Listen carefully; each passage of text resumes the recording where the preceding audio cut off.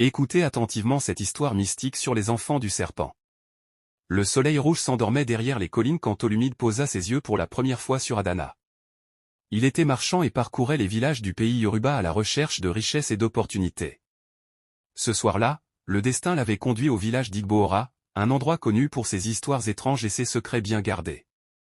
Adana était d'une beauté envoûtante. Sa peau avait l'éclat du bronze, ses yeux brillaient comme deux perles d'onyx, et sa voix était un murmure envoûtant qui semblait danser avec le vent. Mais une ombre planait sur elle. Les villageois l'évitaient, murmuraient en la voyant passer, et certains traçaient discrètement des signes de protection sur leur poitrine. Olumide, fasciné, défia ses superstitions et courtisa la jeune femme. Elle, d'abord hésitante, finit par céder à l'homme au sourire sincère. Ils se marièrent dans l'intimité d'une nuit de pleine lune, loin des regards curieux. Mais avant de s'unir à lui, Adana lui posa une seule condition: il y a une porte dans notre maison que tu ne devras jamais ouvrir, quoi qu'il arrive. Olumide, trop épris d'amour, accepta sans poser de questions. Les premières années furent un bonheur sans nuages. Adana donna naissance à des jumeaux, un garçon et une fille, qu'ils nommèrent Eze et Amara.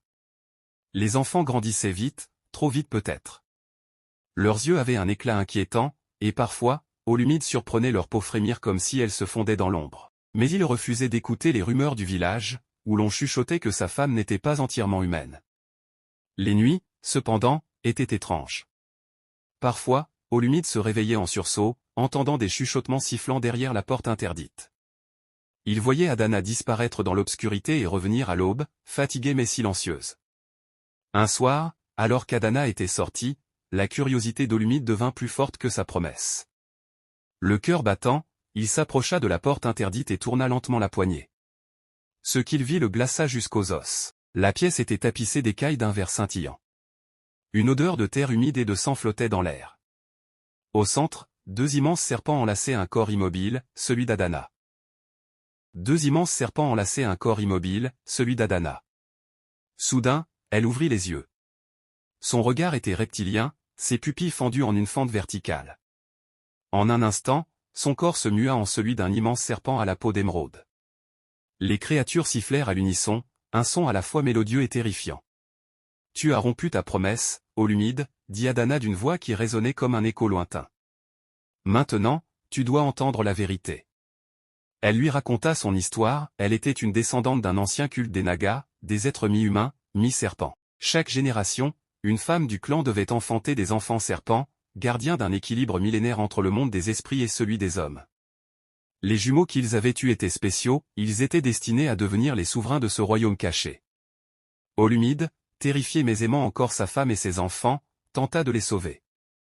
Il supplia Adana de fuir avec lui, de vivre une vie normale, loin des ténèbres. Mais la destinée ne pouvait être changée si facilement. Les anciens du village, ayant senti que le secret avait été dévoilé, arrivèrent avec des torches et des armes. Ils encerclèrent la maison, prêts à brûler tout ce qui s'y trouvait. Adana savait qu'ils ne s'arrêteraient pas avant d'avoir détruit sa lignée. Dans un dernier geste d'amour, elle enveloppa Olumide et leurs enfants de son immense corps et leur murmura une bénédiction. Puis, elle se dressa face à la foule et se laissa consumer par les flammes, protégeant sa famille du courroux des hommes. Les jumeaux grandirent, héritiers d'un pouvoir ancien. Eze devint un guérisseur respecté, capable de soigner les maladies que même les prêtres redoutaient. Amara, quant à elle, devint une conteuse, voyageant de village en village pour transmettre les leçons du passé. La leçon de vie touchante. Les hommes craignent ce qu'ils ne comprennent pas, et souvent, ils détruisent ce qui pourrait les sauver. Adana avait été perçue comme une malédiction, alors qu'elle était un pont entre deux mondes. Son sacrifice permit à ses enfants d'avoir une chance de réconcilier le monde des hommes et celui des esprits. Car au bout du compte, le vrai monstre n'est pas toujours celui qui a des crocs et des écailles, mais celui qui refuse de voir au-delà des apparences.